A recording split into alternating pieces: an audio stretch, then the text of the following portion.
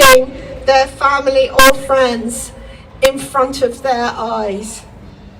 Every day that they are kept captive is like a knife in our hearts. Today, we are here to call on all those who have influence to stay strong in their support of Israel, as it does, to do all it can to find the hostages, bring justice to those who have taken them, and bring so many loved ones safely home. Friends, we stand here united with one voice to say, bring them home.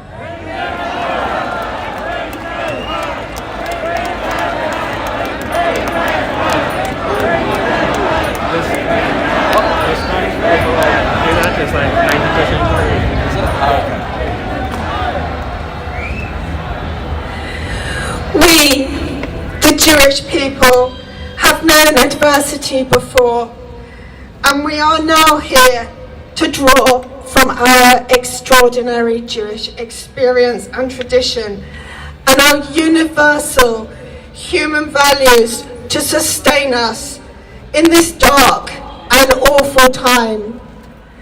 Thank you for listening to me today, Marie van der Zyl, the President of the Board of Deputies of British Jews, and I say to you, and please say with me, Am Yisrael Chai! Am Yisrael Chai! Am Yisrael Chai! The people of Israel live. Thank you.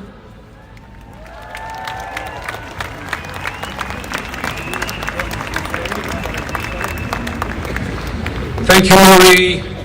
Can I now ask the Chief Rabbi, Sir Ephraim Mervis, to join us?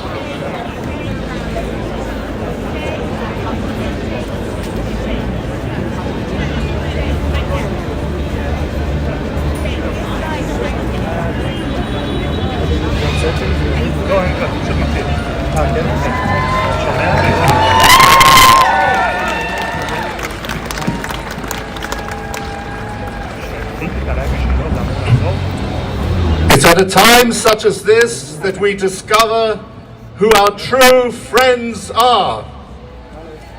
Your Majesty, King Charles, thank you for your support. The Prince of Wales, thank you for your support. Our Prime Minister, Rishi Sunak, thank you for your support. The Leader of the Opposition, Sir Keir Starmer, thank you for your support. Sir Ed Davey, Leader of the Lib Dems, thank you for your support. And to so many, many people, the length and breadth of the UK, who are expressing their support for Israel and solidarity for our community, and deep, deep anguish over our hostages, thank you for your support. Toda Rabbah from the bottom of our hearts.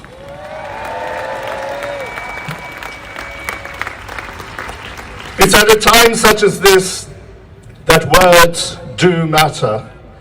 And to all our friends, from whom so far we haven't heard a single word, your silence is deafening. Words do matter. Sometimes we hear reference to both sides or the two sides, but we ourselves know there are indeed two sides. One is good and the other is evil. Israel uses her forces in order to protect her citizens, while Hamas uses its citizens to protect its forces. And words do matter. Those who fail to condemn, condone.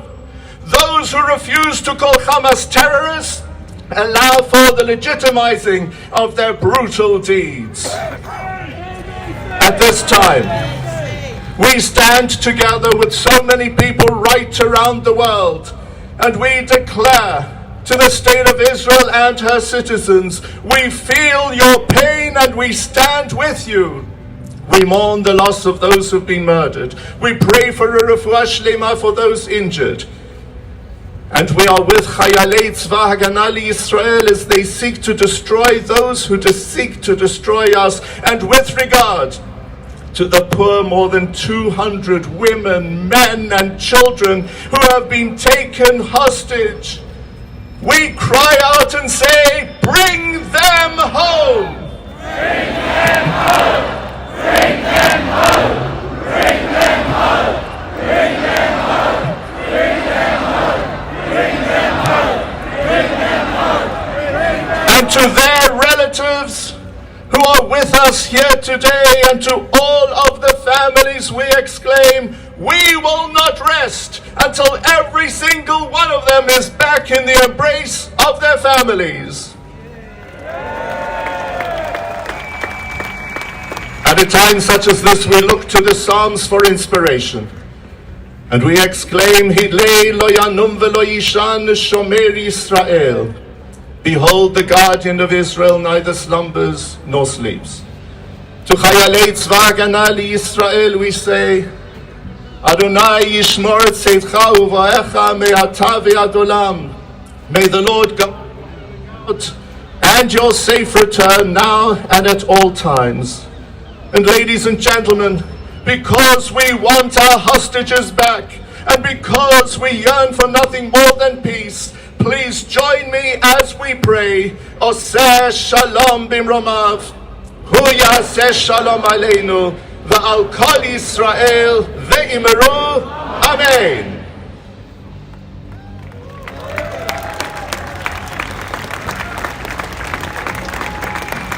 Thank you, Chief Rabbi. Can I now ask family members of the hostages and family members of some of the murdered victims to join me on the stage?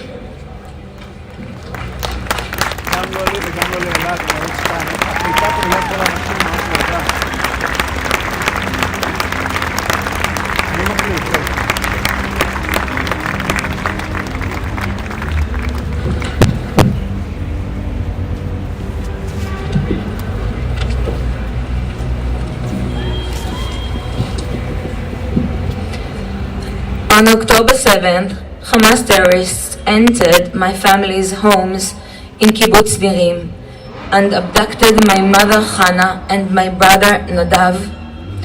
I was on the phone with them at the time the terrorists got them. It's hard to put into words the horror and the pain that engulfs me as I realized what was happening. My oldest brother Ro'i was missing too.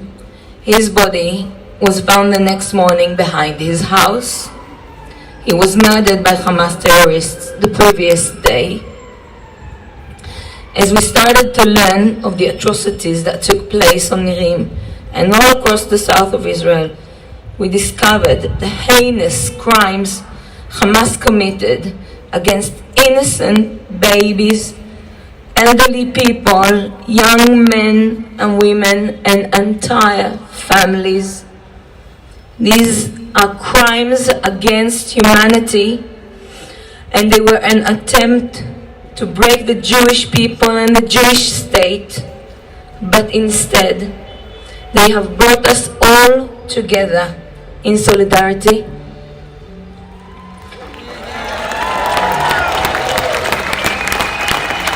And now the world must hear our plea. Release the hostages now. This is a human rights issue.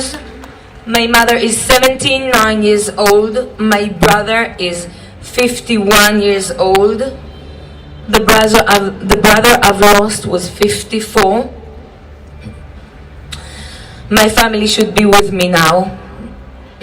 All hostages must be released now. As I stand here today, I want to thank you all for your support and ask that you continue to stand with us no matter how long it takes, and in one unified voice make the very simple demand: bring our families back.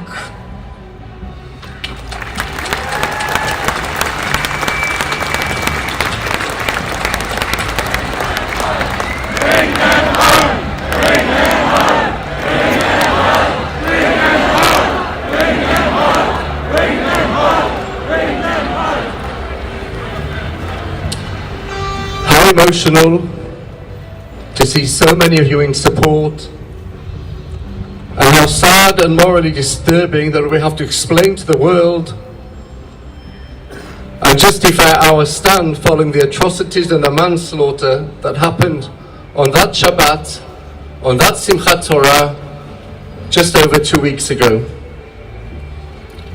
My name is David. I was born in Leeds. I've lived on Kibbutz Alumim, a farming community which is between Kfar Aza, Be'eri and Nachal Oz, a religious kibbutz.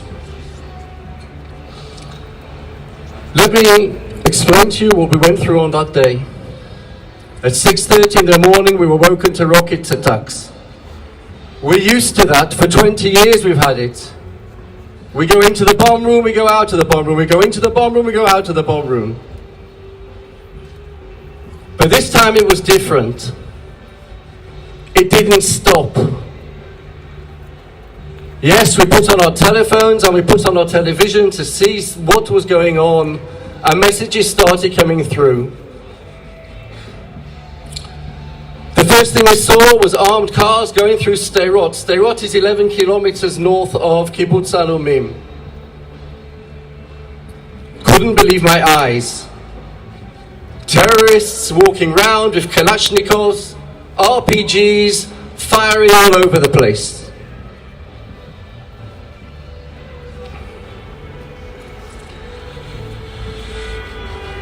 We started to get messages from the kibbutz to stay in the bomb room, the bomb-proof room, and not to move. And then I received 2 phone calls.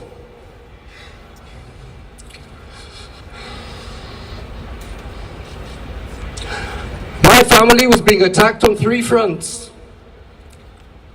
My eldest son lives in Kibbutz Karmia next to Yad Mordechai, slightly eastwards of Kibbutz Zikim, where terrorists were penetrating from the sea. His family with 3 young children. My daughter lives in Kibbutz Nirim, 20 minutes southwards of Alumim. Phoning us in total disarray, telling us to stay in. Ima, Abba, just stay at home.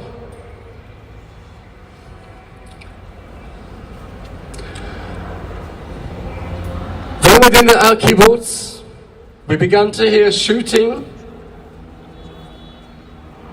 from all sides. And when you're in a bomb-proof room, it's very hard to know how close it is or how far away it is. And then I said to my wife, what about Naomi, your sister? She goes for a run normally on Shabbat morning. Oh, she'll be okay. We stayed in the bomb-proof room till Sunday, from Shabbat morning 6:30 till Sunday 2:30 in the afternoon.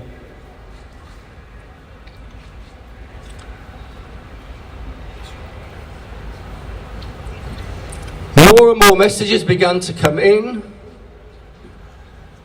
and as yet we couldn't understand what was going on. I'm a teacher. I teach Tanakh and I teach Jewish philosophy. Unfortunately, I taught in both high schools in the area. I know too many people, too many teachers, too many pupils, too many parents. I started to phone my friends in Kfar Aza, what's going on? And in Be'eri. And even they said to me, Michal, everything's okay. Little did she know that her brother-in-law, his wife, and his 2 elder children had been murdered.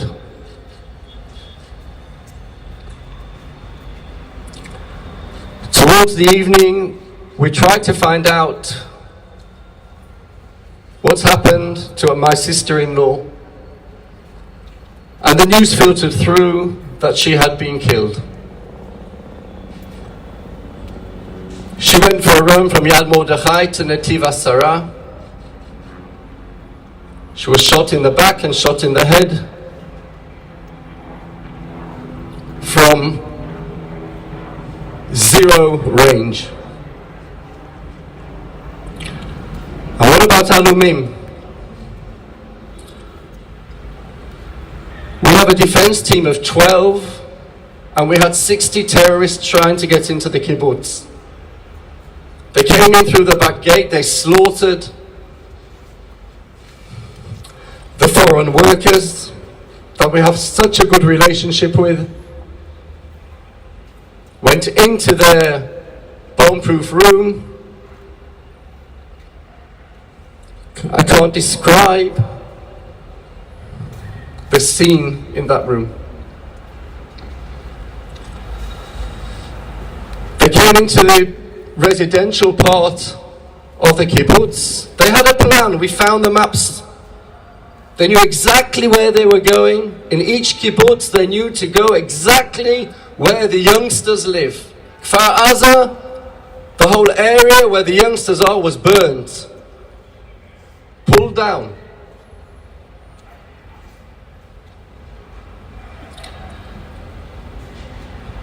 Somehow the 12 fighters on Alumim fended off the attack. Although the whole day we had skirmishes and shooting and rocket fire, we received notices that 4 to 5 of the team of 12, had been injured. It was impossible to get to the local clinic on the kibbutz because it was cut off. And then we realized this is something different. We've never experienced any attack like this.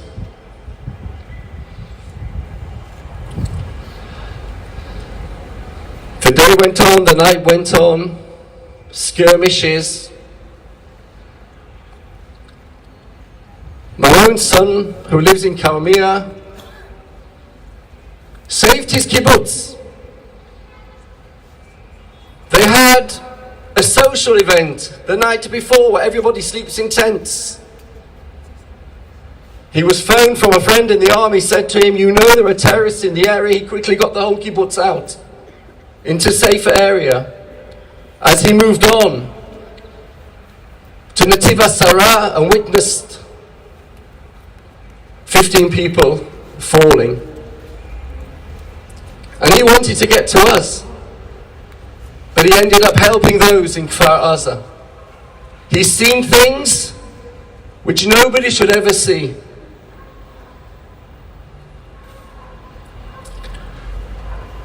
Because we didn't know where my sister-in-law's body was when the kibbutz was evacuated, we couldn't go up north. We had to stay in the area. Just listen to this crazy story. So where did we go? I went to my other sister-in-law in a place called Nitzan. And there we sat again in the air raid shelter, because there was again the possibility of terrorists infiltrating. This is 40 kilometers towards Ashdod. That family, like many others, gave up their home in Gush Katif in the Gaza area for peace 20 years ago. And what did they get? 20 years of rockets. No peace.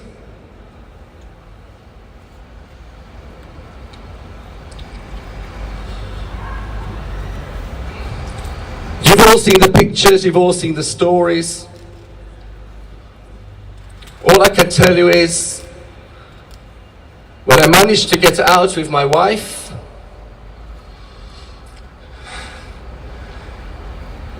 I got to the gate of the kibbutz. Bodies. Bodies everywhere.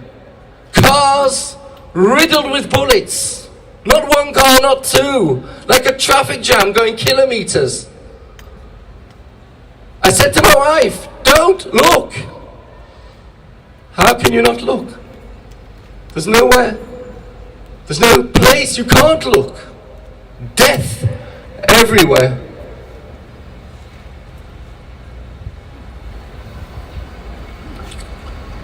It took 4 days to have Naomi's body identified, and she was brought to a grave in Sderot under very difficult conditions, a very quick funeral,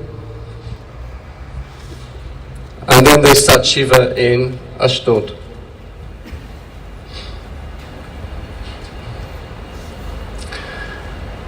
I grew up in England. I left after a full British education.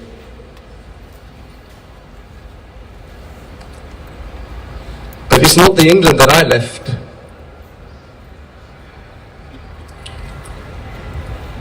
To see a Hamas flag flying in a liberal democratic country after those atrocities,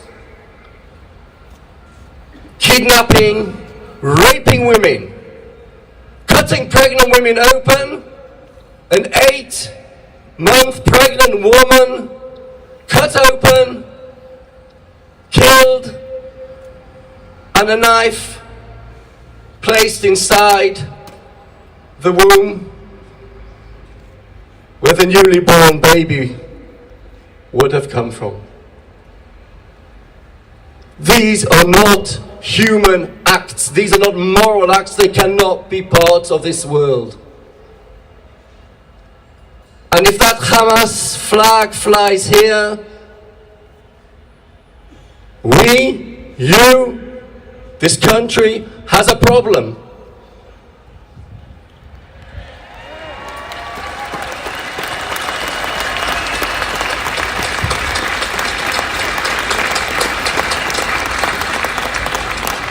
There are no buts, there are no maybes. This cannot be allowed. It's totally immoral.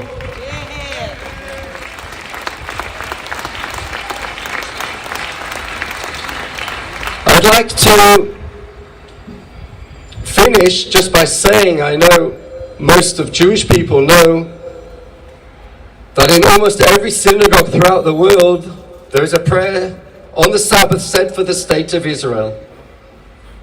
But I would also like for our non-Jewish friends and supporters to know that in every synagogue in the world, Jewish people say a prayer for the state that they live in.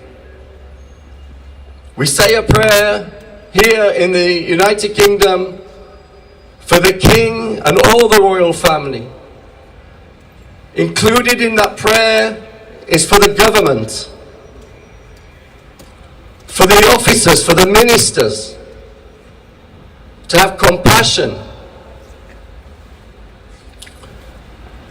to show justice. I want to ask and appeal to the British government not only to listen to that beautiful prayer which shows how faithful the Jewish community are to the place that they live in, but to really help make those prayers come true and bring back our brothers, our families, our children. Thank you.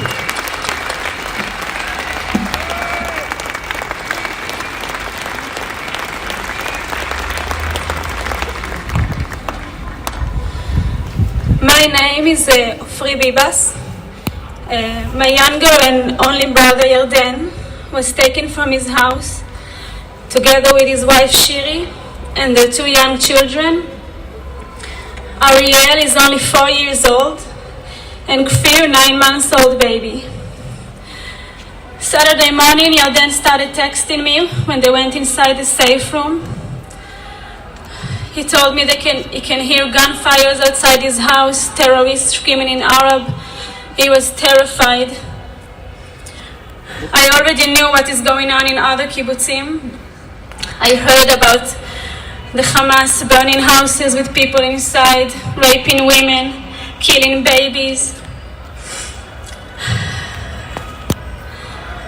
I just asked him to keep the kids quiet. He wrote to me they were trying, but they were babies. It's hard to keep them quiet. He wrote to me he feels it's the end. He had a gun, but they had automatic weapons. 9:30, he wrote to me and to my mom and my dad. He said, I love you. I never wrote him I love you back, because I never thought I'd never see him again. 10 minutes later, he wrote they were coming inside their house. And ever since, I know nothing about them. We know Shiri and the kids were taken. Everybody saw their video being kidnapped by the Hamas terrorists. I know my brother was taken. There's a photo of him with a terrorist holding a hammer, hitting him in the head. He was kidnapped, bleeding and hurt. We came today just to ask. We want to know what is going on with the families. We want the Red Cross to go inside and check on them. These are babies, they need food. I don't know if they ate anything for the last 16 days. I don't know if my brother is being taken care of for his injury. We know nothing. This is not a political issue. This is a humanitarian issue. Kids, women are not part of this war. They shouldn't be there. They should be home with us.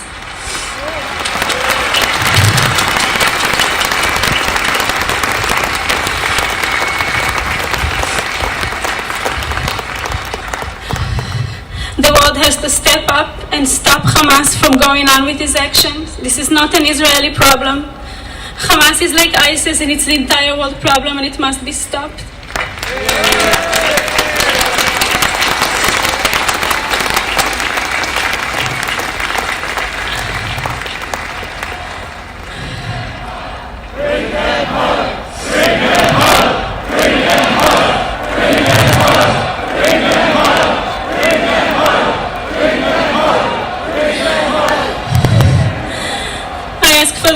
For the British government to put pressure for all the governments around the world to just bring our families back. We miss them. We want them back home.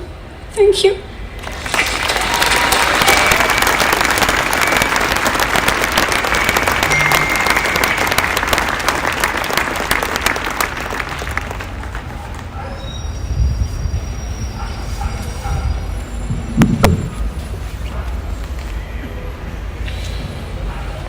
For what happened on the morning of the 7th of October in the south of Israel, there is no description, no title, no name, no words. People say worst nightmare. From a nightmare you will wake up. People call it Yom Kippur 2.0. The Yom Kippur War was placed in a battlefield between soldiers. Some call it the Holocaust. The Nazis killed them away from their home inside a purpose-built crematorium. The Hamas terrorists came to gas them in their own homes, came to slaughter them, came to kill the young, the old, and their dogs. They came to kidnap, they came to rape, they loot and burn everything behind them. So they kidnap a 9-month-old baby and a 93 years old Holocaust survivor. Happy, jubilant, celebrating and so proud in their success, documenting and streaming it all for the world to celebrate with them. From a thriving community of 400 people in Kibbutz Nir Oz, left 150 broken survivors. 1 in 4 in Nir Oz is either kidnapped or dead. Imagine quarter of London gone. 8 boroughs vanished.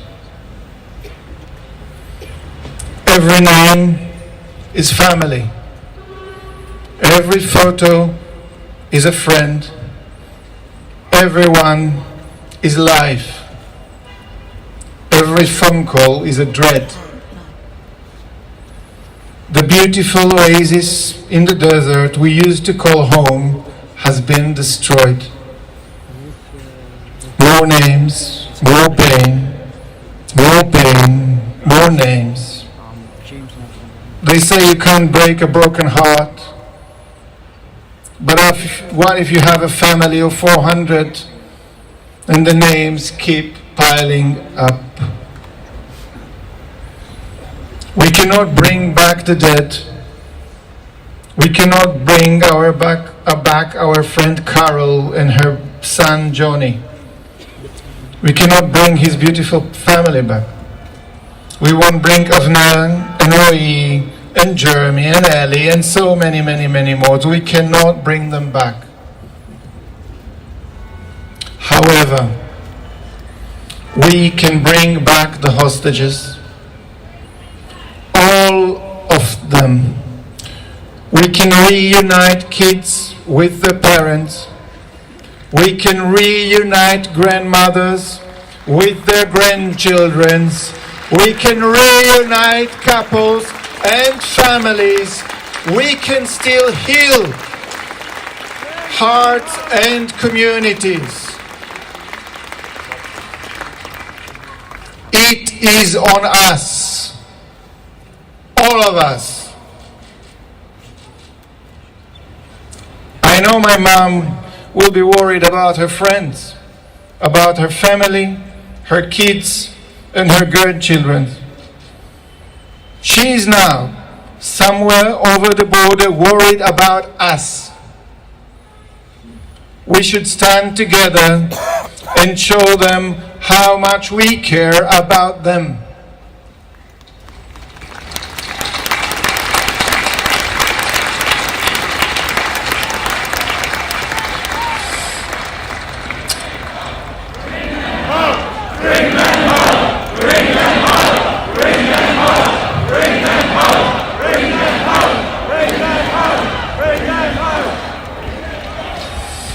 I call the Israeli government to prioritize the release of all civilians, hostages, without any delay. I call the international community to prioritize release civilian hostages immediately, without any delay.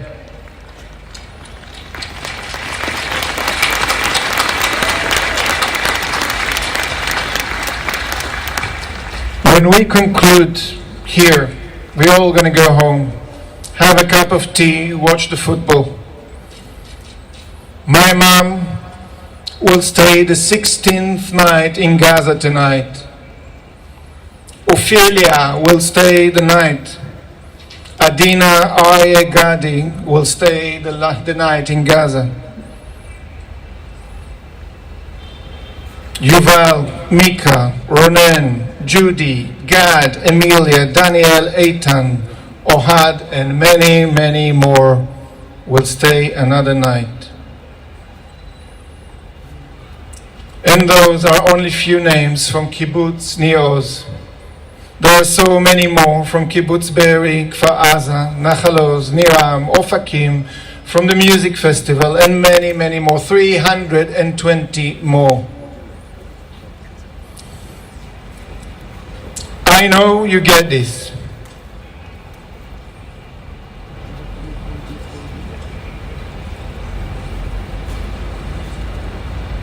I know you got this, and this is why you're here. But we need everyone to get it. Everyone who consider themselves human to get it. Fear is not an option. We all have responsibility to act now, to write something, to raise your voice on social media, to join the amazing people on the ground, but mainly stop being afraid.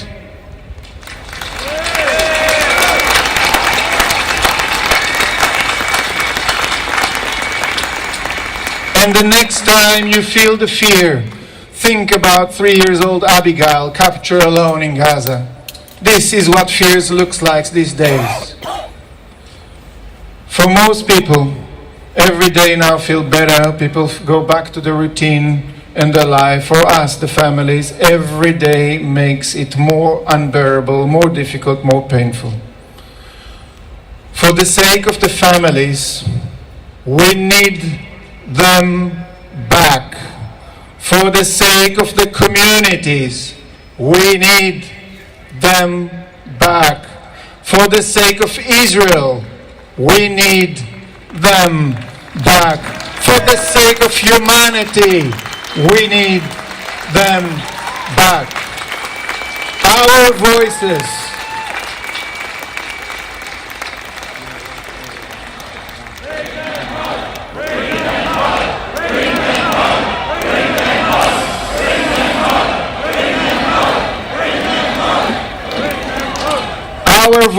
should be heard in Downing Street, in Birmingham, in Manchester and Edinburgh, Glasgow and Cardiff, in the tunnels of Gaza and in the heavens. Bring them home. Bring them home. Bring them home.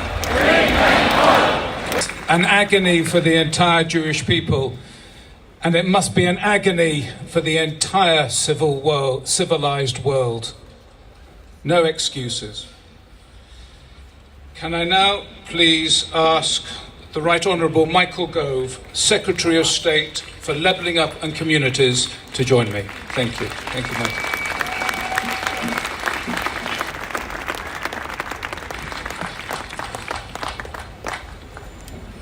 It is incredibly humbling and difficult to speak after what we have just heard. There are no words to describe the suffering of families who have seen their relatives butchered in front of them, and relatives who live in hope that those who were living peacefully in their homes just 2 weeks ago and are now in a Hamas dungeon should be freed. No words can sum up the evil of those responsible for these acts.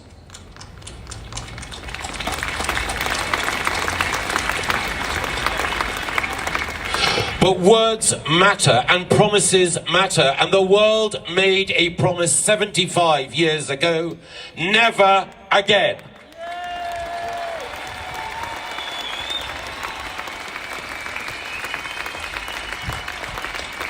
And what did we see a fortnight ago? The biggest, most horrific slaughter of Jewish people since the Holocaust, carried out by terrorists, an act of evil, unparalleled evil and barbarism. We must stand together against it. We must stand for life. We must bring the hostages home.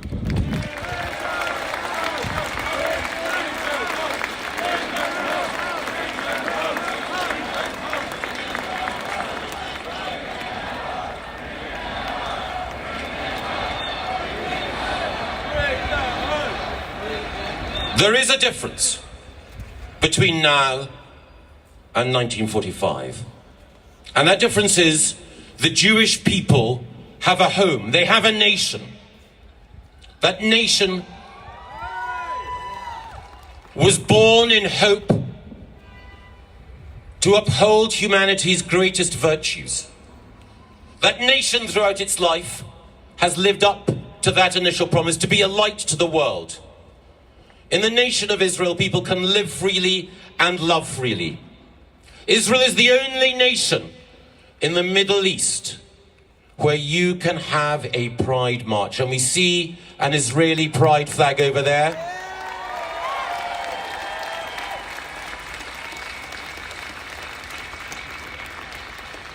When I see that flag, I feel pride. I feel pride in Israel's tradition of inclusivity, humanity, and democracy.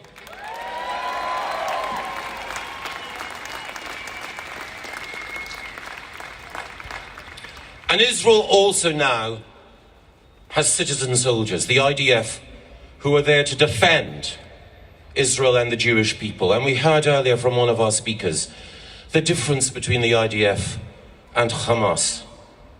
The IDF are there to protect civilians. Hamas exist to slaughter civilians. The IDF embody the Jewish spirit. Hamas want to kill every Jewish citizen of Israel. They must not win. They will not win. We stand with Israel now and forever.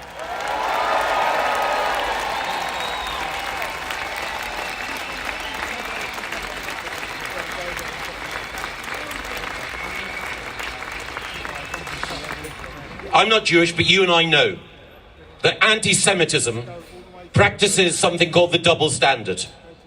The Jewish people are different and held to a different standard from everyone else.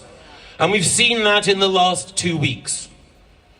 There is sympathy, yes, for the Jewish people when they are victims and they are suffering. But when the Jewish people say, we need to be strong, we need to defend our values and our peoples, we need to stand up for humanity, then you hear the critics and the cynics attacking Israel. Well, let me be clear here, as a British government minister, and I speak for friends across parties in the House of Commons. Israel must stand strong, and Britain stands with Israel.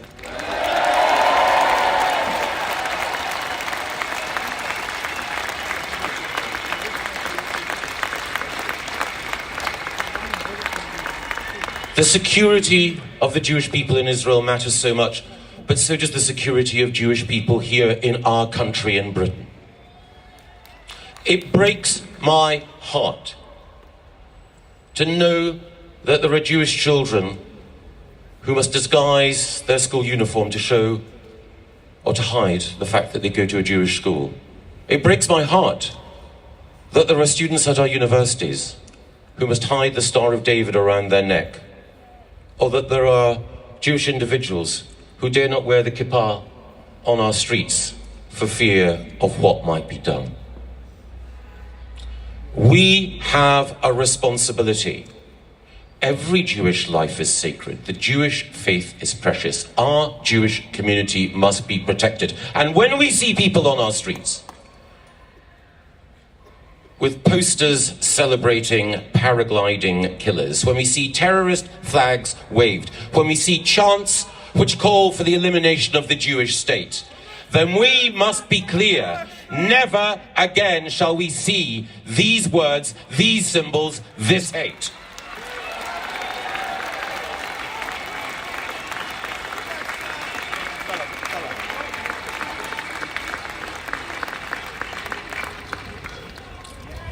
We will, at the end of this rally, be singing the words of the Hatikva, the Israeli national anthem. But the Hatikva is more than Israel's national anthem. It is a song of hope for humanity. Just days after Bergen-Belsen was liberated, the survivors of that unique horror sang the Hatikva. And its words resonate today. As long as there is hope in the Jewish heart, then our dream, our 2,000-year-old dream, will endure. That the Jewish people will live in their own land, the land of Zion and Jerusalem. Let us all be clear in this vigil here. We want those families to come home. We want those families to be safe in their Jewish home. We want Israel to prosper and to be secure in the future. And we in Britain stand with Israel. Bring them home.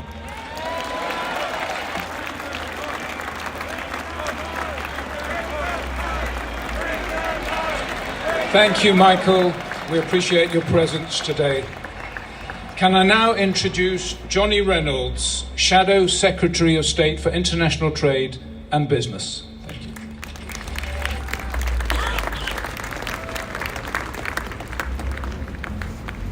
you. Friends, thank you for the chance to be here. Thank you for the invitation. Thank you for the chance to express a simple act of solidarity with the families that we just heard from, which seems, in the face of what they are suffering, so inadequate, yet at the same time is so profound and so deeply held. No words can adequately follow the testimonies they just gave. The 15 days those people have now experienced in captivity, 15 days of terror, 15 days without information or access to basic needs. It is deeply, deeply troubling to even think about what they are experiencing right now. But the human tragedy that those testimonies reveal, that they get to the heart of, must be front and centre in all of our minds. And that is why, when it comes to the condemnation of terror, there cannot be any equivocation, any caveats, any ifs or buts. It must simply be the condemnation of terror and the simple message that we must bring them home.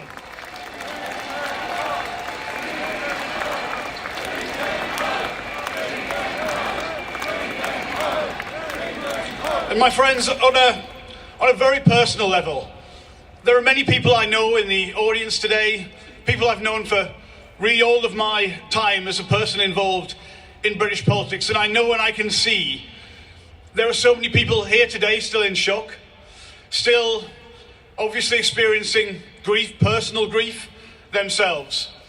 But also I see something which none of us should ever have to even contemplate, which is a real and genuine sense of fear.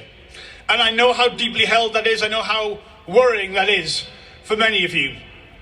And I would say to anyone, as Michael has just said, who believes the way to express their own political views on any conflict is in any way to glorify violence or to call for more violence and seek to do so on the streets of British cities, not only do they do a disservice to their own cause and their own political views, but they fundamentally are engaging in activity that we say is not acceptable in this country of ours. And where there is a need to give you that further reassurance and to make you absolutely know that the belief that we all have, that every community in every part of this country should be able to live in safety and feel that safety everywhere they go, is a cross-party commitment, and it is profound and it is deeply held, and I promise you that we will do that.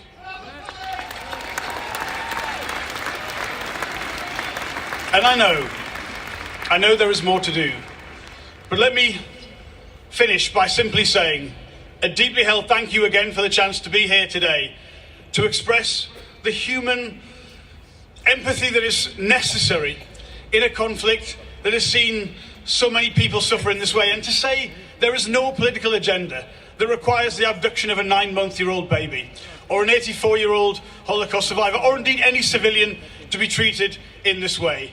So all of us in Parliament, across this country, and here together, let us stand united against terror. Let us stand united against division. But here and now, let us stand united and say, bring them home. Thank you very much.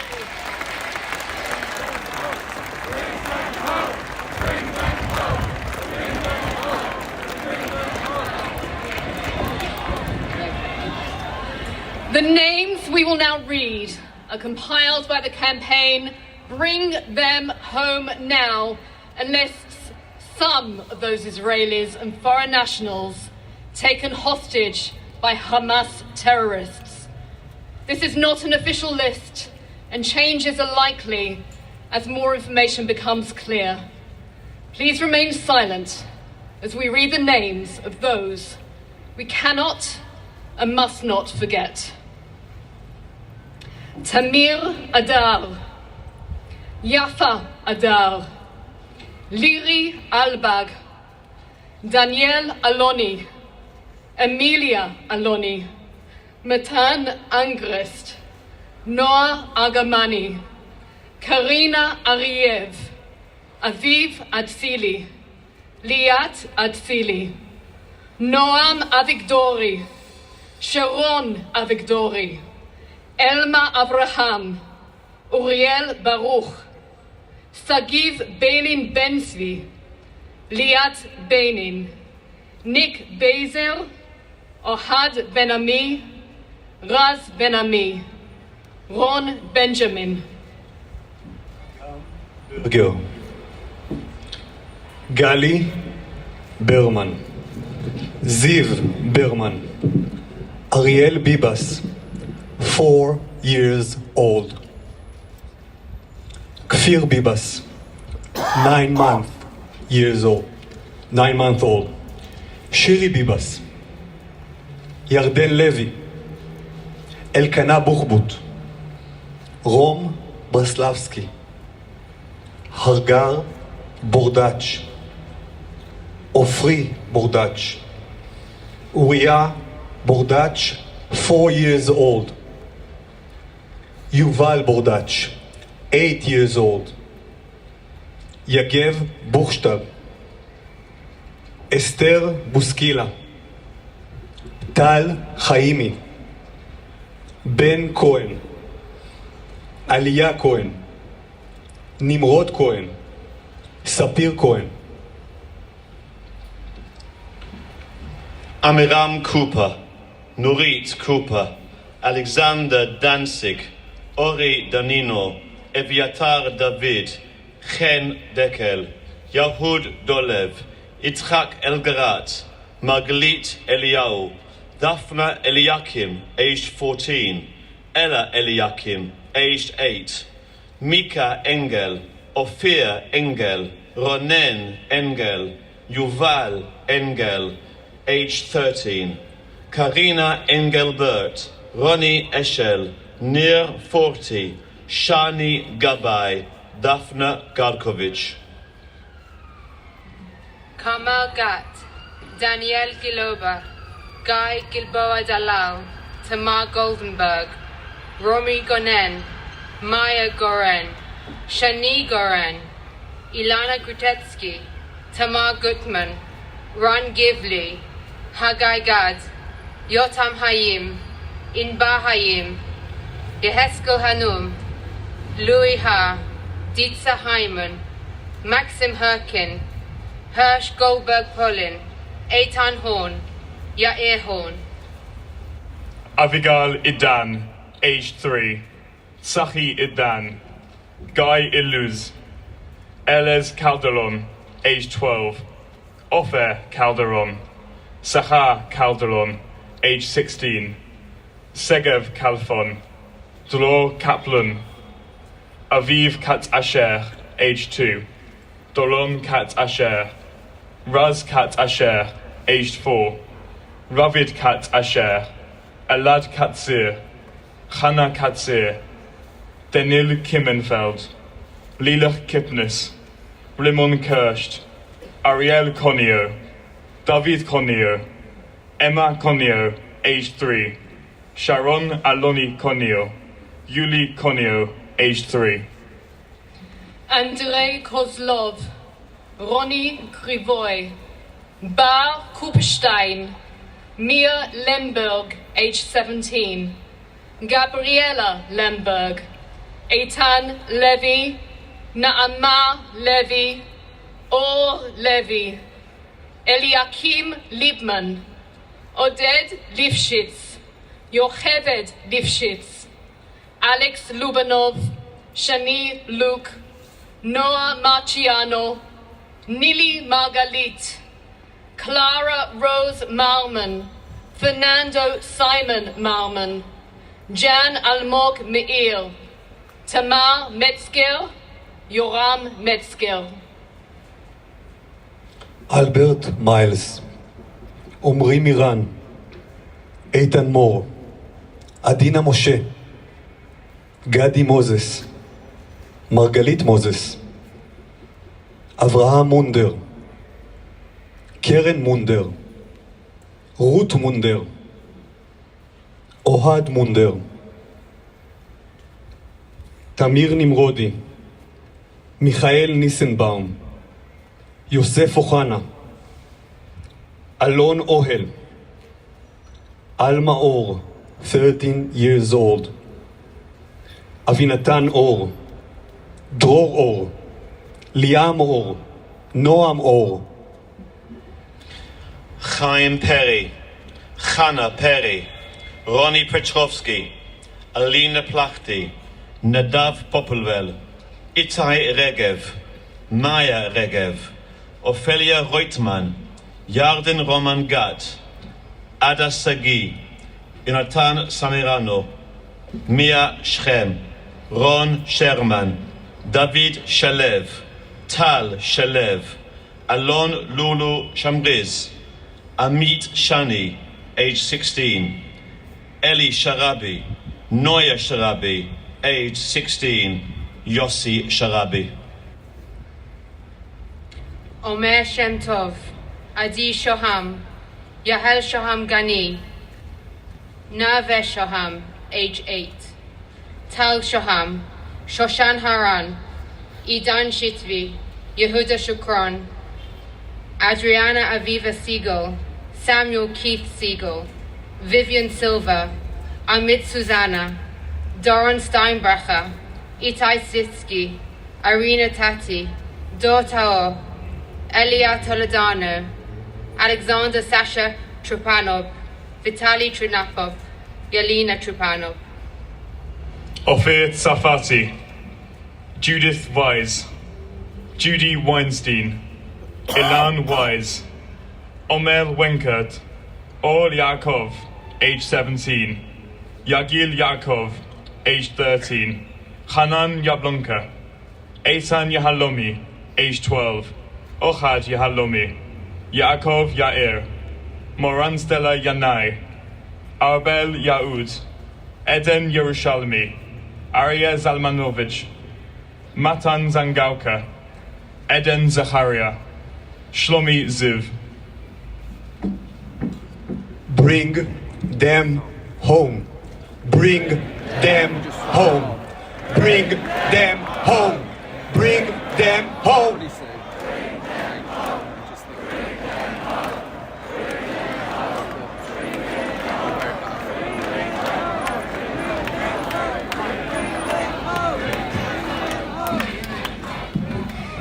Indeed. Can I please now ask Rabbi Charlie Baginski, Senior Rabbi of the Liberal Movement, to say a few words. Thank you.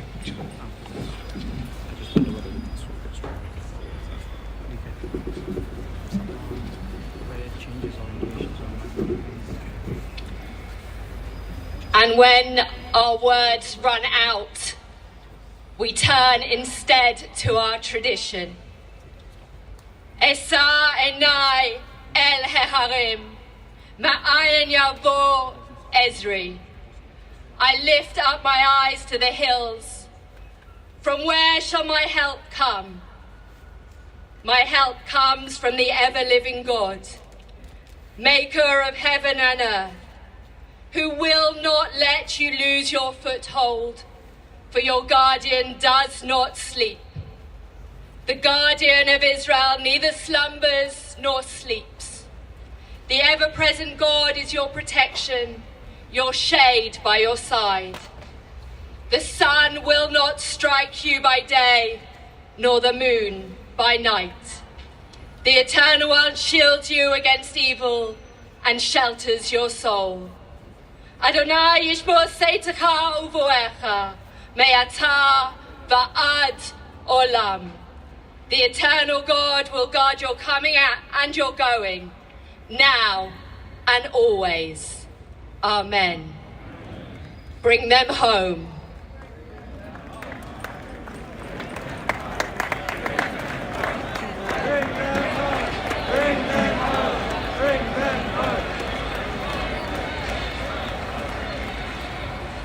Can you please all now join me in a minute's silence?